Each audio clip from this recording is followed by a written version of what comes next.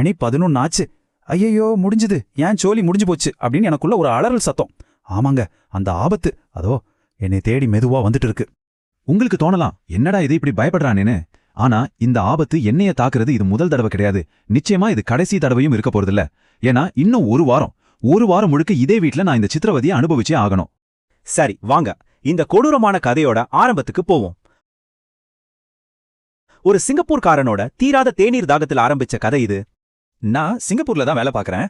ஆனா அம்மா போனதுல இருந்து வருஷத்துக்கு ஒரு 3 தடவையாவது கரெக்டா நம்ம ஊருக்கு வந்துருவேன். முக்கியமா அப்பாவை பார்க்க தான். அவருக்கு இந்த ஊரை விட்டா வேற எங்கேயும் வர பிடிக்காது. அதனால நான் தான் அவரை வந்து பார்க்கணும்.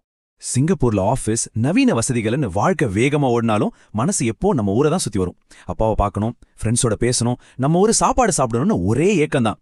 எல்லாத்தையும் விட முக்கியமா நான் எதுக்காக எவ்வளவு தூரம் ஓடி வரேன்னா, எங்க வீட்ல சுத்தமான பசும்பால்ல போடுற அந்த ஒரு கப் டீ, ஆஹா, அந்த சுவைக்காகத்தான், அந்த அமுதத்துக்காகத்தான் இங்க ஓடி வரேன். ஆனா நான் ஆசாசியா ஊருக்கு வந்தா இங்க ஒரு பயங்கரம் எனக்காக காத்துட்டு இருக்கோன்னு நான் கனவுல கூட நினைச்சு பார்க்கல. அதுவும் அந்த வீட்டு வேலைக்காரமா செய்யற டீ ரூபத்துல. வீட்டு டீ சுவைக்காக ஏங்கி வந்த எனக்கு இங்க ஒரு பெருதிர்ச்சி காத்துக்கிட்டு இருந்துச்சு. என்ன தப்பு நடந்துச்சுன்னு கேக்குறீங்களா? நானே சொல்றேன், கேளுங்க.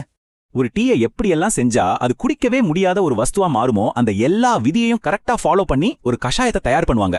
மனுஷன் அதை வாயில கூட வைக்க முடியாதுங்க. இது சுக்கு டீ இல்ல, உங்களை சுக்கு நூறா உடைக்கிற டீ.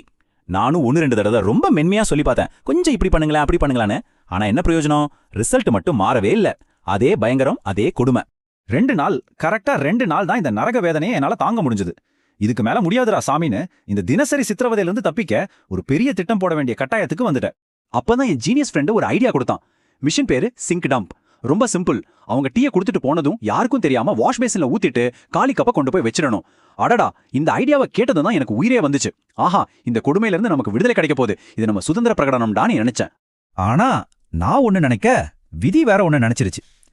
எப்போ டீயை கொடுத்துட்டு அடுத்த செகண்ட் காணாம போற அந்த அம்மா அன்னைக்குன்னு பார்த்து அங்கேயே உட்காந்துட்டாங்க. ஊர்க்கதை, உலக கதைன்னு எல்லாத்தையும் பேச ஆரம்பிச்சிட்டாங்க.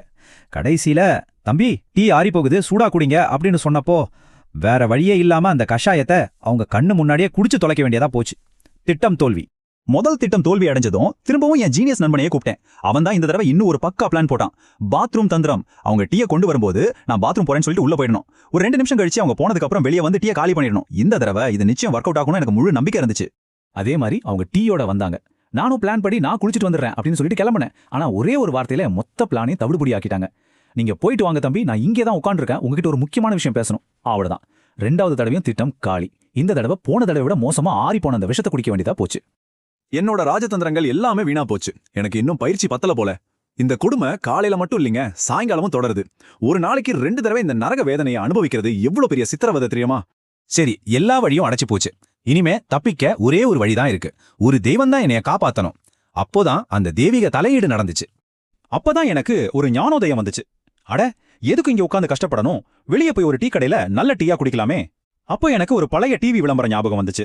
ஒருத்தர் ஒரு நல்ல டீ சுவைக்காக காடு மலையெல்லாம் தாண்டி போவாரு. அன்னைக்கு அதை பார்த்து சிரிச்சேன். ஆனா இன்னைக்கு அந்த மனுஷனோட தாகம் எனக்கு நல்லாவே புரியுது. உடனே பிளான் பண்ணேன். ஆபீஸ்ல இருந்து பிரேக் கிடைச்சதும் மணி 3:15. இதுதான் சரியான நேரம்னு முடிவு பண்ணேன். 4 மணி டீ டைமுக்கு முன்னாடி வீட்டை விட்டு எஸ்கேப் ஆகிடணும். மெதுவா சாவியை எடுத்துக்கிட்டு கதவை நோக்கி போனேன். மெயின் கேட்டை நெருங்கும் போது கரெக்டா 3:30 மணிக்கு நான் மடக்கப்பட்டேன். அதே குரல். தம்பி, வெளியே போறீங்க போல இருக்கே. உங்களுக்காக பாருங்க, இன்னைக்கு சீக்கிரமாவே டீ போட்டுட்டேன், இந்தாங்க குடிச்சிட்டு போங்க. என் மொத்த உலகமும் அந்த நிமிஷம் இருண்டு போச்சு. நான் எதுக்காக வெளியே போறேனோ அதையே கொண்டு வந்து என் முன்னாடி நிறுத்தினா எப்படி இருக்கும்? எனக்கு வாய் அடைச்சு போச்சு. நான் மனசுக்குள்ளேயே கடவுளை வேண்டிக்கிட்டேன். அப்போதான் ஒரு தெய்வத்தோட குரல் மாதிரி என் அப்பாவோட குரல் கேட்டுச்சு. அவன் தான் வெளியே போறானே, அங்க டீ குடிச்சுக்குவான், அவனை விடு. ஆஹா, என் அப்பா அன்னைக்கு எனக்கு உண்மையாவே கடவுளா தெரிஞ்சாரு. அவர்தான் என்னைய காப்பாத்தினாரு.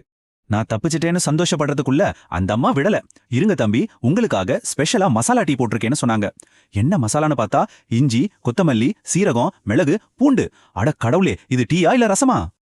கடைசியா என்னோட இந்த மாபெரும் தப்பித்தல் முயற்சி ஒரு முடிவுக்கு வந்துச்சு.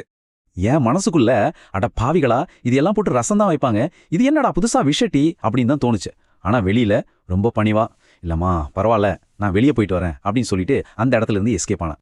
அன்னைக்கு அப்படி தப்பிச்சு கிளம்புனவன் தான் ஒரு நல்ல தேயின் சுவையை தேடி என் பயணம் ஆரம்பமாச்சு. இன்னைக்கும் அந்த ஒரு கப் அருமையான டீயை தேடி அலைஞ்சுக்கிட்டு தான் இருக்கேன். அந்த தேடல் அது இன்னைக்கும் தொடரும்.